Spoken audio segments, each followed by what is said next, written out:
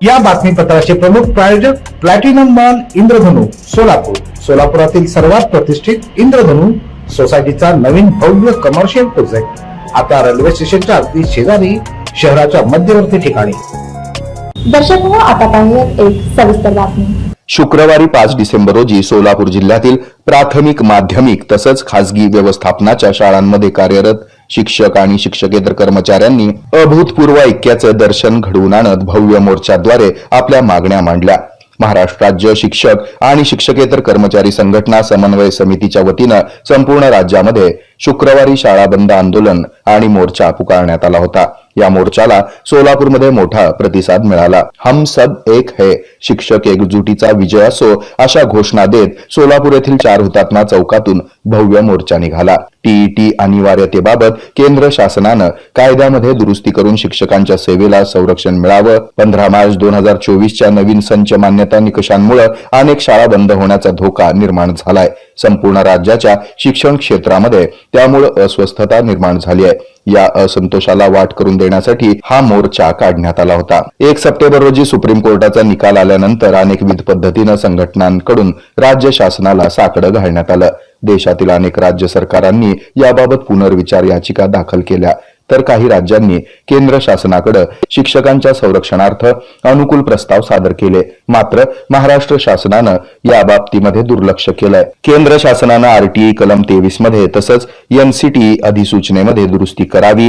यासाठी राज्य शासनानं केंद्राकडे प्रस्ताव सादर करावा. या प्रमुख मागणीकडे लक्ष वेधण्यासाठी हे आंदोलन पुकारण्यात आलं होतं. या आंदोलनामध्ये संपूर्ण सोलापूर जिल्ह्यातील प्राथमिक, माध्यमिक शिक्षण क्षेत्रामध्ये शिक्षक आणि शिक्षकेतर कर्मचाऱ्यांच्या न्याय हक्कांसाठी काम करणाऱ्या 36 संघटना सहभागी झाल्या होत्या. या लढाईसाठी त्या 35 संघटना एकत्र आल्या. त्या 35 संघटनेच्या सर्व नेत्यांना, सर्व अध्यक्षांना, सर्व पदाधिकाऱ्यांना पहिल्यांदा मी मनापासून धन्यवाद देतो.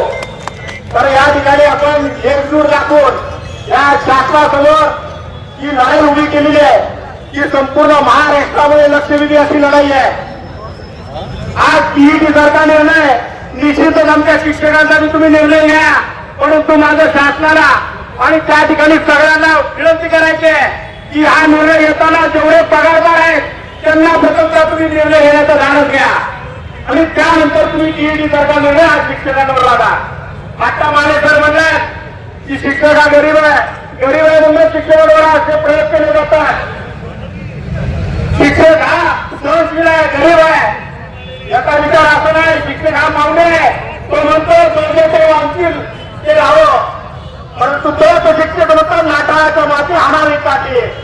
म्हणून या ठिकाणी आपण मोठ्या संख्येने लढाईला उतरलं पाहिजे.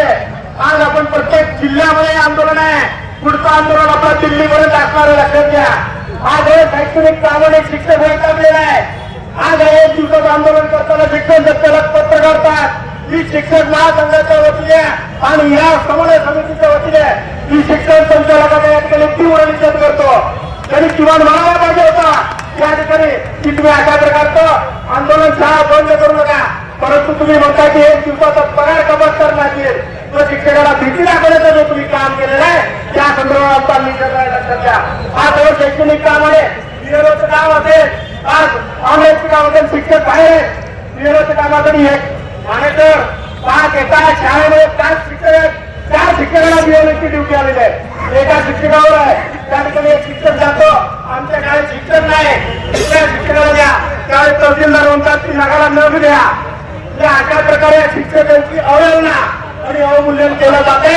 त्यामुळं एका वर्गात गेल्यानंतर त्या ठिकाणी विचारलं काय मुलांना तुम्हाला काय व्हायचंय मोठं झाल्यावर, एक मुलं विकती उठले आणि मग नाही डॉक्टर व्हायचंय, इंजिनियर व्हायचंय, पोलीस व्हायचंय, आयएस व्हायचंय, कलेक्टर व्हायचंय. अरे म्हणलं तुम्हाला शिक्षक व्हायचं नाही का?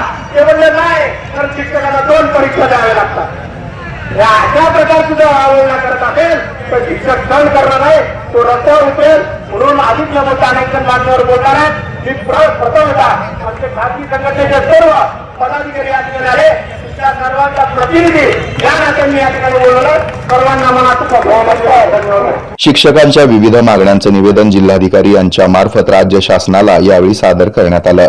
यावेळी झालेल्या मोर्चाला माजी शिक्षक आमदार दत्तात्रय सावंत, सुभाष माने, मुख्याध्यापक महामंडळाचे तानाजी माने, प्राथमिक शिक्षक संघटनेचे सुरेश पवार, अनिरुद्ध पवार, रामराव शिंदे, नवनाथ गेंड, डॉक्टर बापूसाहेब अडसूळ, सचिन झाडबुके, मच्छिंद्र मोरे, कृष्णा हिरेमठ, गिरीश जाधव, सुरेश राठोड, शामराव जवंजाळ, सुधीर कांबळे, श्रीशैल कोरे, मच्छिंद्र भांडेकर यांनी शिक्षकांच्या मागण्यासंदर्भात उहापोह केला। यावेळी उपस्थित सर्व शिक्षक संघटनांनी या आंदोलनात सहभागी होऊन या आंदोलनाला पाठिंबा दिलाय।